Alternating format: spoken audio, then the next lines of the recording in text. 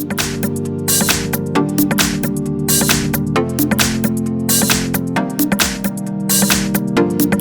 I've got BLU Advance 5.2 and let me show you how to locate IMEI and serial number on the following device. So let's start with the quickest method. Open the phone dialer at first and then enter a secret code, which is *# 06#.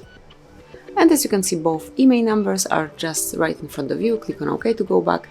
And now we will open IMEI numbers and also serial number through the settings.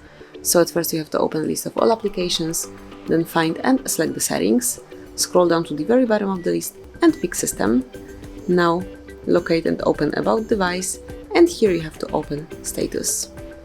Scroll a bit down and here under IMEI Information you can read both IMEI numbers assigned to both SIM cards, both slot for SIM cards in your BLU, and then in Serial Number tab you can read what your serial number is.